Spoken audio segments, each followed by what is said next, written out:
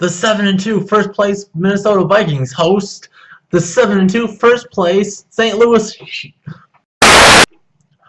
Los Angeles Rams. And he's loose!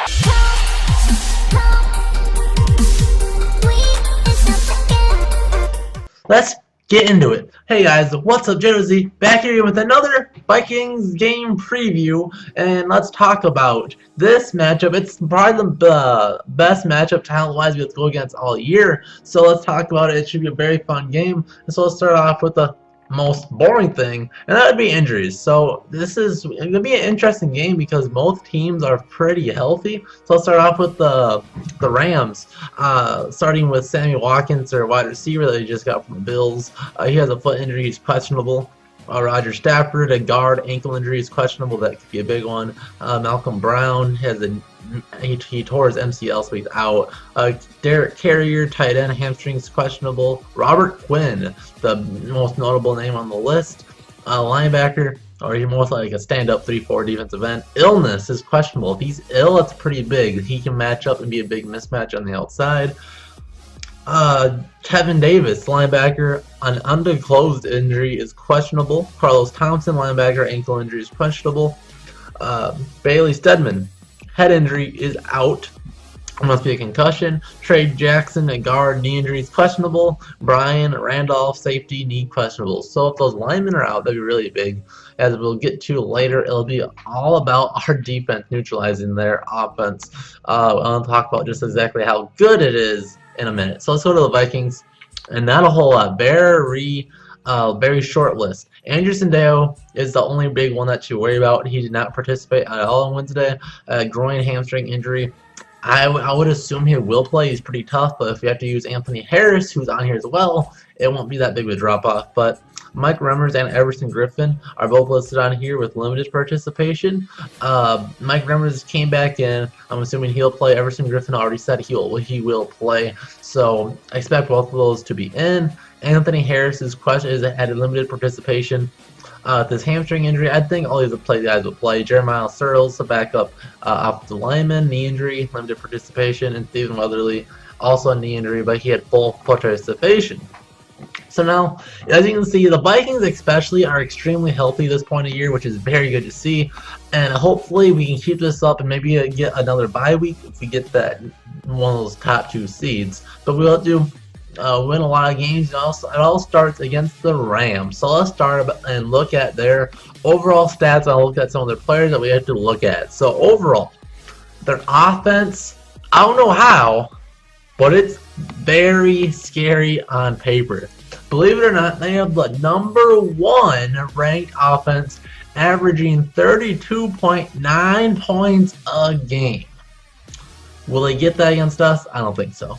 Yards, 388.9 is third. Pass yards, 260.1 is sixth, and 128.8 rush yards is fifth. This team is extremely balanced, whether it be a good pass-run split offensively, and their defensively is also nothing to take lightly. It's a very good defense too, and it's pretty rare you see that. When the Vikings are rolling, you can say that about us. That's why I like us a lot. You can say that about Seattle, but that's about it. Not many other teams have a very solid offense and defense, and it's kind of us three. The Patriots defense is kind of off and on, or you could throw them in there as well. I guess Brady's good enough to account for bad defense, though. So yeah, offensively, let's look at some of their offensive players that we need to look at. Starting with their second-year quarterback, Jared Goff, who's playing kind of like an MVP. Should be in the top 5 at the end of the year, I would say. Probably won't win it, though. He's completed 172 passes and 281 attempts for 2,385 yards. It's a 61.2 completion rating, which is solid. We're used to right around 70%. We've been getting spoiled the last couple years with Teddy and Bradford, but that is near Case Keenum like throwing percentage. So he's touchdowns 16, interceptions are 4. That's a very good 4-to-1 ratio. His long's 94. He had a long bond with Robert Woods earlier in the year. Has been sacked 13 times. So we can get there, but their offensive line is solid. 13 times isn't a whole lot at all, but Case Keenum has been a lot much better because Case Keenum's been great. That's probably been his best attribute. But let's go to their rushing stats. Todd Gurley, probably the heart and soul of their offense really is a big key to their success. 172 attempts for 754 yards, a 4.4 average, which is good for a workhorse running back, as long as only 36, so it doesn't break those really long ones, but can consistently get nice bursts and get those extra couple yards from contact. Very solid running back, and 7 touchdowns on the year. He has power, he has speed, kind of a poor man's Adrian Peterson that can also catch. So a very good, really good rounded full running back. The number 2 back, Malcolm Brown, 37 times for 138 yards. He doesn't run nearly as much. And Tavon Austin, a guy that really fell off, and he probably won't be with the team much longer. I'm going to look at his pass numbers, but he has 36 rushes for 171 yards. It's only a 4.8 yard average for a slot receiver. That's not really good. As long as 27. Then Jared Goff has running capabilities as well. 17 attempts for 48 yards, a 2.8 average as long as 22. So when he gets off, he can be consistent. You do keep in mind that the average is going to be down for quarterbacks as they'll take knees. Receiving. Robert Woods is their leading receiver. He's been a very pleasant surprise, and he's been a really good key pickup, and really looks good with Jared Goff. It's been his favorite receiver all year. 39 attempts for 622 yards. Been their deep threat. Kind of been like their Stephon Diggs, but not as good. 15.9 yards per reception. That's a very nasty threat. 4 touchdowns on the year. Todd Gurley, like I said, he is their heart and soul of their offense. Neutralizing time is going to be the key to this game. He's got 35 receptions for 406 yards, as long as 53. So he's great in those screens, little underneath drag routes and check downs. He's great with that. He's the type of guy that you guys that may always make fun of check down Sam would hate it because he'd throw to him all the time. Then all of a sudden you'd have 80 yards and you go, well, I guess that was useful. Third, Cooper Kupp. 32 receptions for 417 yards and also 3 touchdowns. Sammy Watkins, their newly acquired receiver, 21 receptions, 372 yards, and 4 touchdowns.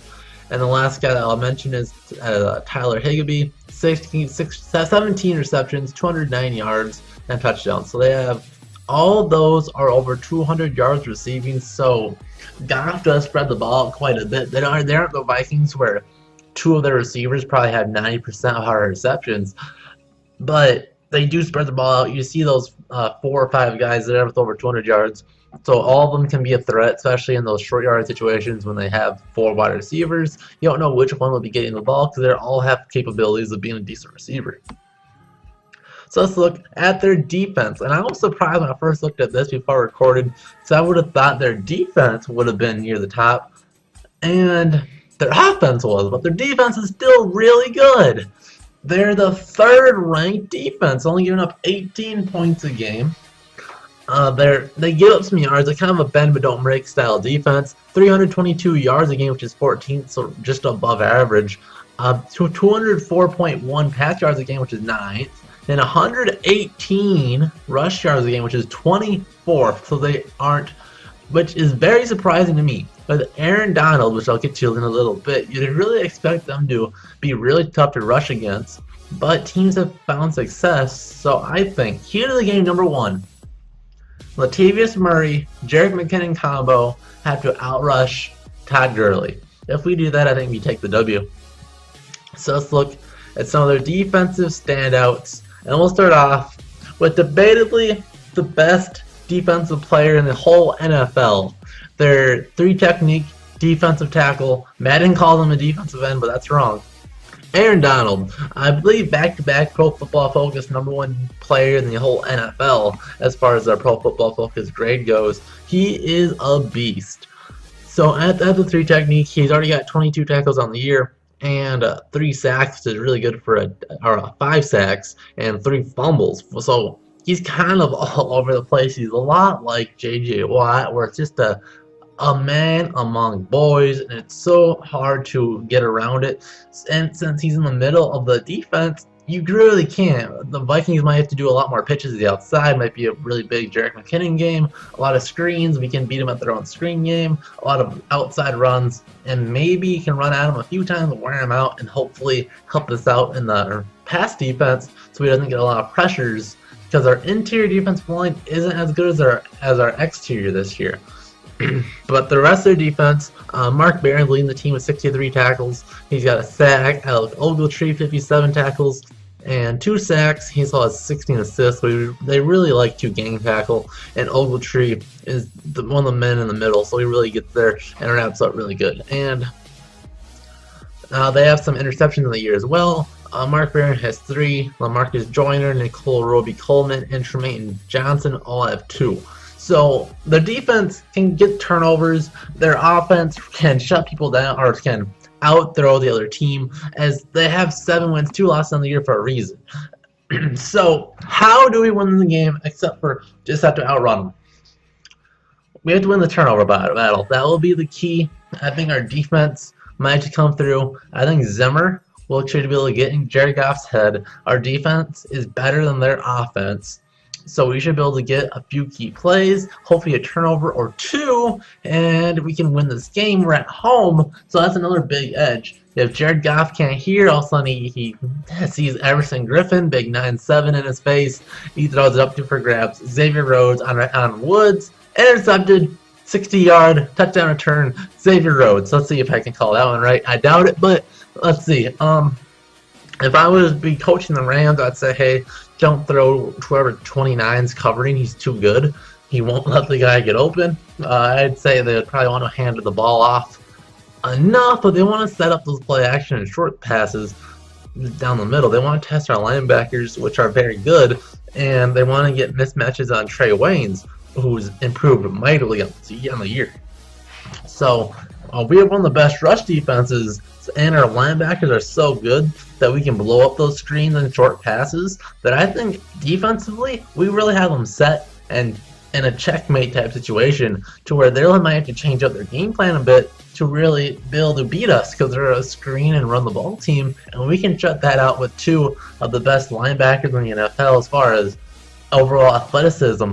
I think we have a really good mismatch there. Offensively, how can we contain Aaron Donald? He's going to affect us no matter how we play it, so we'll have to find a way to block him long enough and run all around him. Otherwise, it's going to be a long day offensively. But I think overall, we run better. I think a dual back system is better today than one really good back. I think Case Keenum have a little bit of an edge because he has Case Keenum starting, and he will throw about 250 yards. I think our running backs combine for about 120, and we go down. We are home. We win this thing 28-21. Be a close game. Maybe 24. Maybe 24. They have a good offense. But it'll be a close game. Just come down to the wire. Hopefully it'll be a fun one. And, hope you guys all have a fun time. I believe Jacob Bastian will be there. So cheer loud if you can talk at 3 p.m. You did not do good enough, so you better be yelling at like crazy. Otherwise, tomorrow, Thursday at around 7, I will be doing a stream. I'll look at the quarterbacks. I'll be doing a simulation of the Vikings franchise mode. For more information, just go to the stream. I'll be seeing how good each quarterback will be doing, and I'll take the data down for a video I'll be doing in the future. Otherwise, we'll see you guys in the next JOZ Vikings video. See ya.